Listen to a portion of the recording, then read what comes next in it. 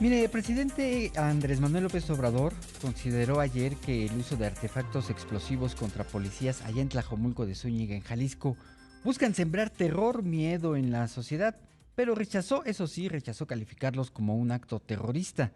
Expertos en seguridad coinciden en que estos recientes ataques a las autoridades locales, estatales y federales por parte del crimen organizado mediante explosivos, coches bomba y agresiones armadas afectan no solo a las corporaciones, sino a la ciudadanía en general, pues sí se les infunde terror. Para hablar sobre esto, tenemos en la línea a David Saucedo, consultor en temas de seguridad pública.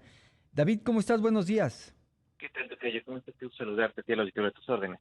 Gracias. ¿Estamos o no ante actos terroristas? Hay una resistencia de parte de las autoridades a darle esta categoría, esta definición a los eventos de alto impacto que hemos visto recientemente tanto en Celaya, Guanajuato, como en Tlajomulco, Jalisco, que como tú sabes, fueron artefactos explosivos accionados de manera remota. Me parece que sí se trata de actos de narcoterrorismo, cumple con todas las características, son eventos que buscan infundir pánico entre la población, se difunden en medios de comunicación, sobre todo por vía de redes sociales. Lo que buscan es erosionar la capacidad táctico-operativa de las corporaciones de seguridad pública, buscan un repliegue de las mismas. El objetivo, en efecto, no es un objetivo político, ideológico o Ujú. religioso, como en otras modalidades de terrorismo, sino un objetivo económico criminal. Entiendo, en todo caso, la resistencia de las autoridades a darle esta categoría,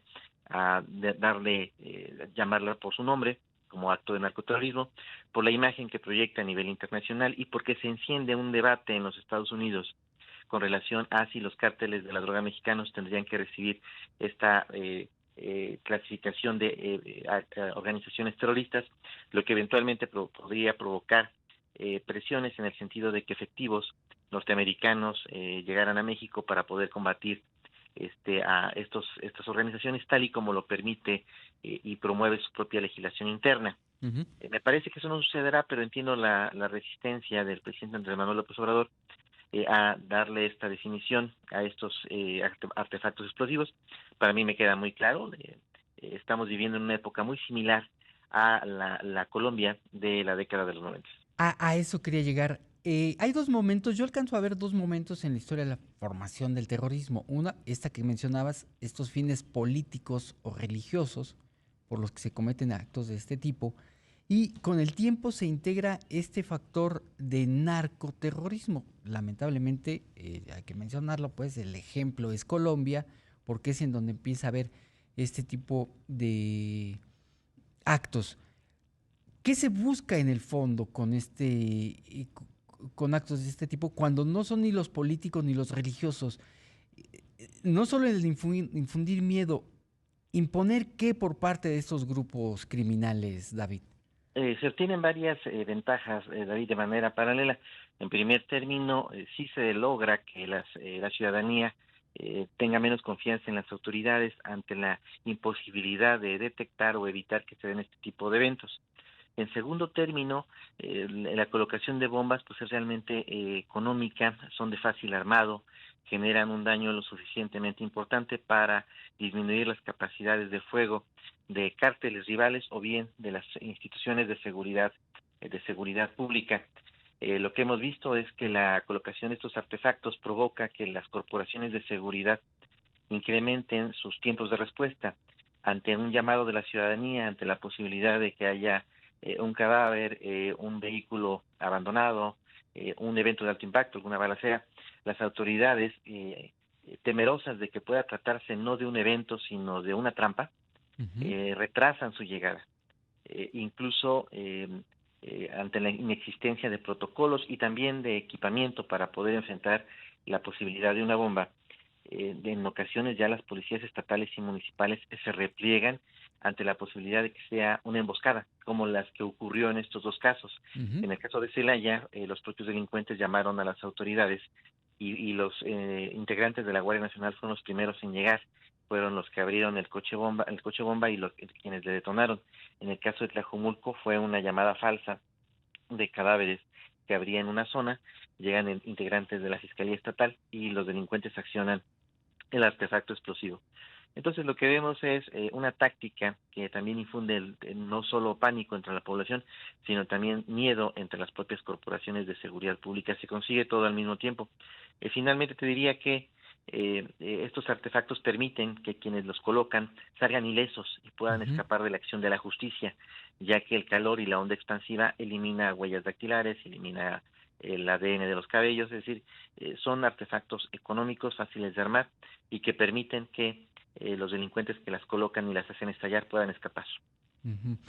¿Hay capacidad por parte de las autoridades para poder enfrentar este tipo de eventos? Lamentablemente no. Nuestra legislación mandata que solo el ejército tiene facultades para manipular y tener eh, equipos antibombas. Ujú. En las fiscalías estatales, las policías estatales no cuentan con esta división de investigación, ni tampoco para atención a este tipo de emergencias. Es únicamente la Sedena. La dirección, la Ley General de Armas de Fuego y Explosivos tiene esta facultad, solo ellos. Incluso la normativa mandata que solo la Fiscalía General tiene atribuciones para poder investigar este tipo de delitos. Me parece que se tiene que modificar el marco legal para que las policías estatales, las fiscalías estatales tengan facultades de poder investigar este tipo de delitos, porque la Sedena está notoriamente rebasada frente a este tipo de eventos que se están presentando. Pero incluso te diría que las fiscalías estatales de estados y ciudades importantes no cuentan con escuadrones antibombas, Ujú. que sería lo básico para poder enfrentar una emergencia. No tienen un presupuesto, no tienen personal capacitado. Realmente estamos en el tema de combate al narcoterrorismo, estamos en pañales. Gracias. Regresamos con David Saucedo, él es consultor en temas de seguridad pública. Estamos hablando sobre estos hechos ocurridos allá en Tlajomulco de Zúñiga y allá en Celaya, Guanajuato, en donde autoridades han sido atacadas con artefactos explosivos. David, el temor por parte de reconocer las autoridades que esto pueda ser un acto terrorista es esta parte por parte de Estados Unidos de que ante eventos así ocurridos en donde sea, ellos se facultan prácticamente la posibilidad de ingresar a territorios para tratar de poner orden. ¿Qué poder hacer ante esta advertencia? Sí, no me parece que sea factible y viable que los norteamericanos procedan de esta manera. Sin embargo, el ala derecha del Partido Republicano constantemente agita esta amenaza en coyunturas político-electorales y en Estados Unidos nos encontramos en ese momento. La elección presidencial obviamente provoca que tanto republicanos como demócratas se lancen una competencia para ver quién es más rudo y quién lanza las mejores o las peores exigencias en contra del gobierno mexicano. Entiendo perfectamente que el presidente Andrés Manuel no desea meterse en las patas de los caballos y de este modo evita hasta donde puede que se utilice este término. Sin embargo, me parece que esta negación de la realidad, si bien le puede blindar en cierto sentido de la de coyuntura político-electoral en los Estados Unidos, también limita el margen de acción. Te doy algunos ejemplos. No tenemos un presupuesto como tal Ujú. para enfrentar acciones de narcoterrorismo, no hay. Las fiscalías estatales no tienen atribuciones para poder investigar este tipo de fenómenos porque el marco legal lo impide. México no tiene firmados convenios con naciones con experiencia internacional en esta problemática como Colombia, como Inglaterra, como Francia, España, y nos priva de esta posibilidad de estar al día y a la vanguardia en este tipo de situaciones.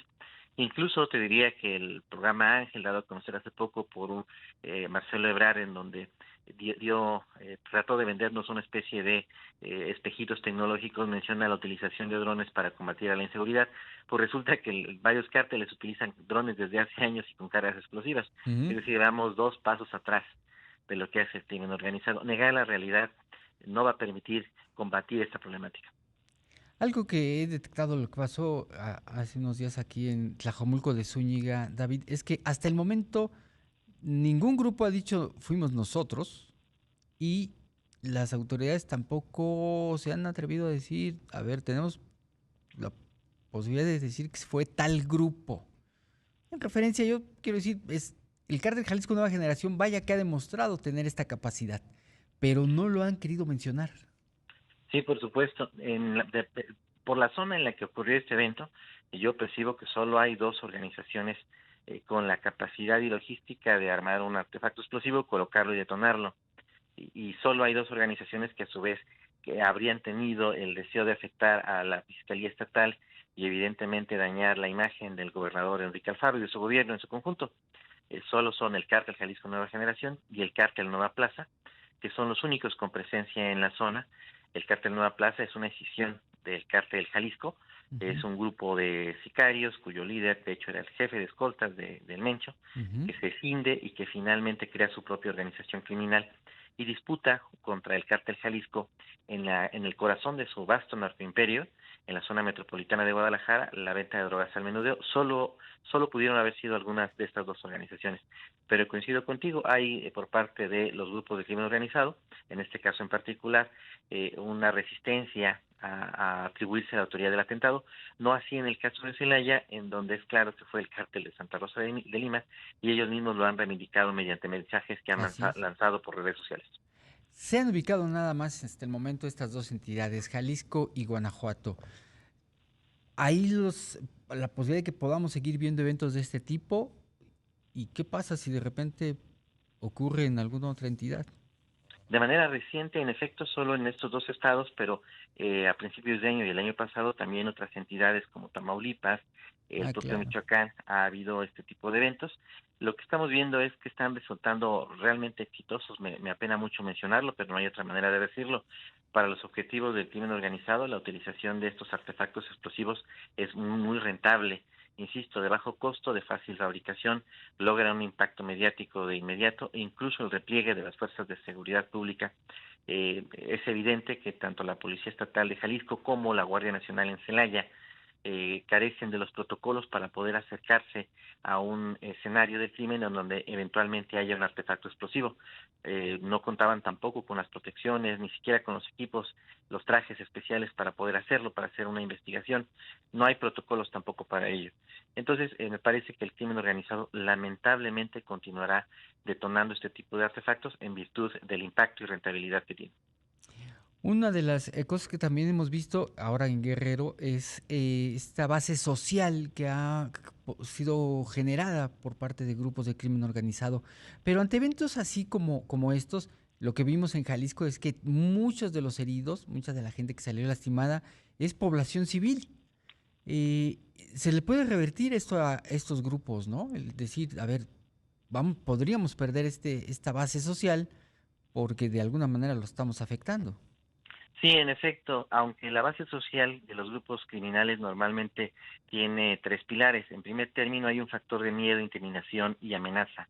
Es decir, algunos pobladores apoyan, respaldan o protegen, ocultan a los grupos delictivos justamente por la amenaza de sufrir algún daño a su integridad física o a sus bienes.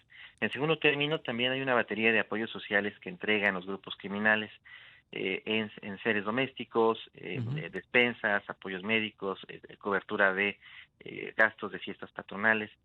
Y en tercer término, la gestoría de obras de infraestructura, electrificación, pavimento, agua, en ocasiones con el respaldo de las autoridades estatales o municipales que, a sabiendas de que se trata de grupos criminales, les otorgan apoyos a efectos de que crezca esta base social.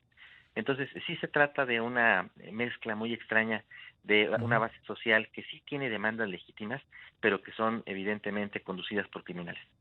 Pues David Saucedo, consultor en temas de seguridad pública, entendemos así, logramos entender un poco más de qué está pasando en estos hechos. Muchas gracias.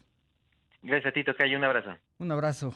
David Saucedo, especialista consultor en temas de seguridad pública. Pues ahí está. Tómenlo con calma y pues si ellos quieren infundir terror, usted no se deje y salga a sus calles, a sus plazas y disfrute sus ciudades.